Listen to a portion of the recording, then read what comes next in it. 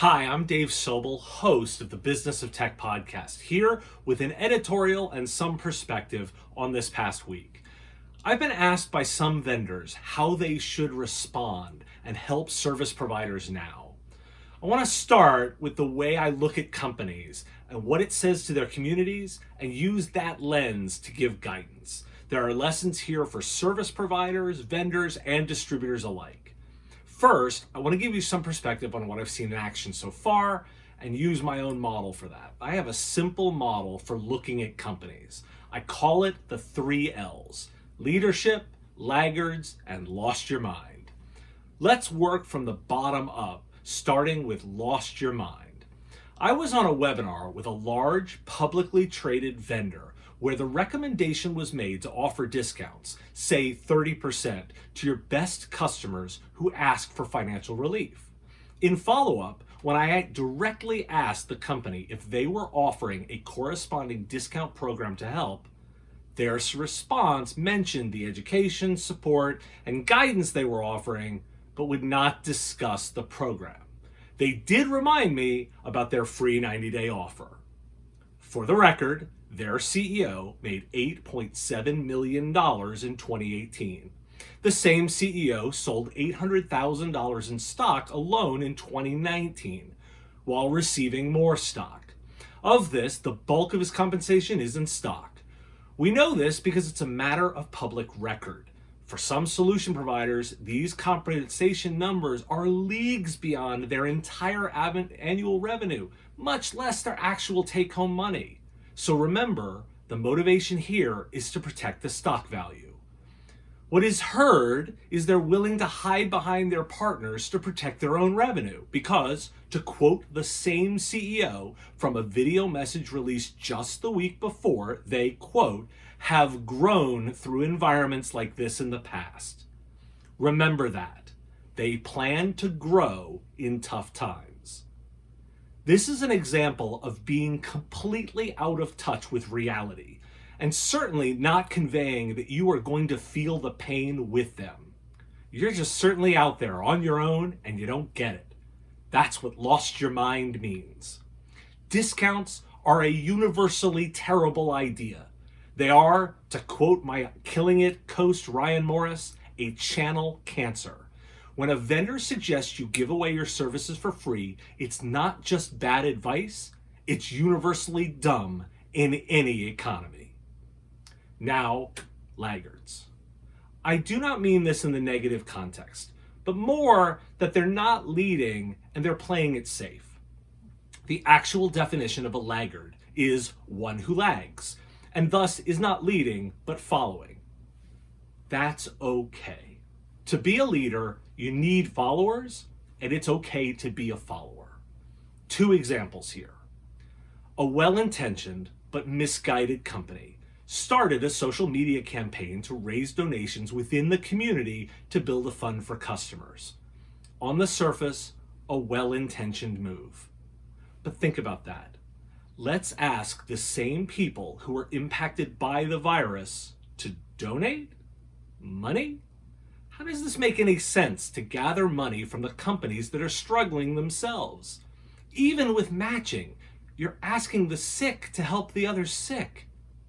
It does feel good, however. Another posted a blog which said they were committed to their existing 24/7 service, were committed to their existing supply chain, were not announcing any changes to their event, which they still think they're doing in the summer, and that their workforce is there. So they said they're the same as before. That's what they said.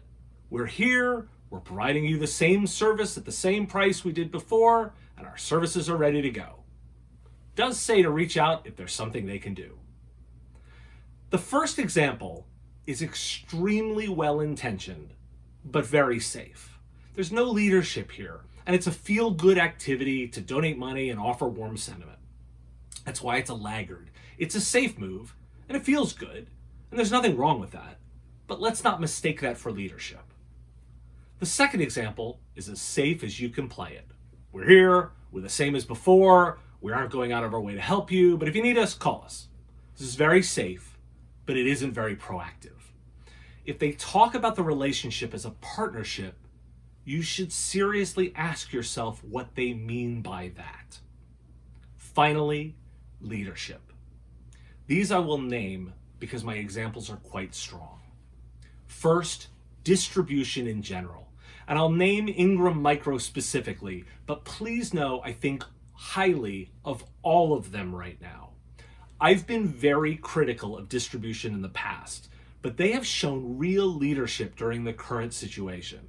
They committed specific credit numbers, waived fees, and offered new payment terms. The company is also giving guidance. I asked Anthony Mackel, U.S. Chief Financial Executive for Ingram Micro, specifically if solution providers should discount labor for at-risk customers. I wouldn't discount labor right now.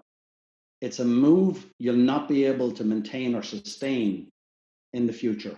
Instead, focus on what you can bring to help alleviate the pain point. Paying now, paying in full. Look to the distributor, in particular Ingram Micro, and to your manufacturers to help bring better financing solutions instead of discounting labor, including the obvious of extended terms, to you and to your customers. You can get that full interview on a weekend bonus episode that releases Sunday, April 5th, with specific advice from Anthony for the current business environment. Subscribe to the Business of Tech podcast for that interview. Second, I'll acknowledge Kaseya with a bold set of statements. On April 1st, they not only did some helpful content, but the headline is direct pledged help. You don't have to be specifics about the details to say you have a programs to leverage. They committed to financial assistance and financing.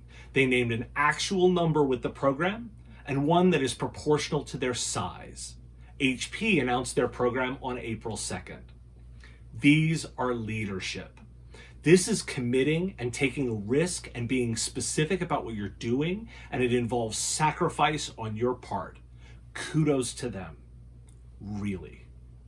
A number of technology vendors have asked me what I would offer as guidance. What do solution providers need? If I was running a channel program right now, these are my recommendations to help your customers. Let me start with 3 things you need to stop doing. First, stop with the business guidance unless you actually know what you're talking about, or bring in someone who does.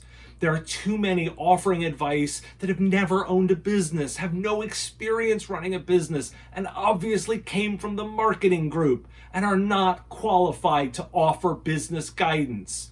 If you want to help, build a program to bring actual accountants, bankers, lawyers, and business advisors to your partners, because that is added expense you can help with. Because we do not need yet another COVID-19 webinar. Second, now that we know and are planning that this situation is going to be longer than 90 days, quit with the 90-day offers, particularly new ones.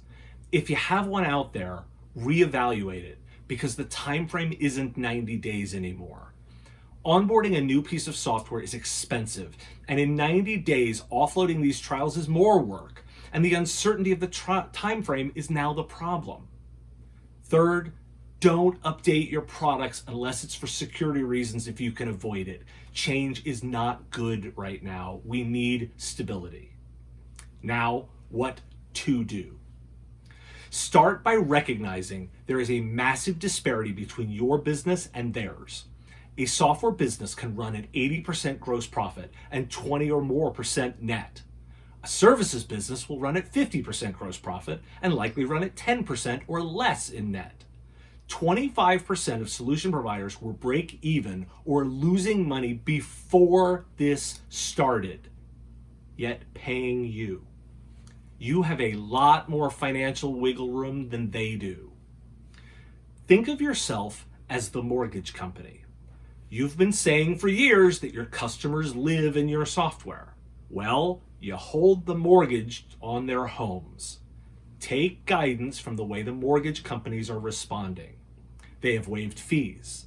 They are pausing payments. They are renegotiating terms. They're leveraging their own credit and cash positions to offer help. You need to keep these businesses alive to get the long-term revenue. If they go away, you're out the entire customer base. If you need, bring distribution into this. Here's an incredibly obvious way to have you work together to help providers, and distribution is already proving to be real leaders here. Let me be clear. I'm not expecting you to give away your software or service, just as I will counsel solution providers not to give away their service. But free add-ons is not what they need. If you want to lead, announce your program. If you're conservative, it's okay to have it and be a laggard, which just means you're in the middle of the pack. Remove any friction you can. Late fees, overage charges, interest payments, anything you can do to remove friction. It's common to call people partner in the tech services space. Partnership is about sharing in an endeavor. Well, now is the time to share in the pain. You shared in good times, and many of you made a lot of money doing so.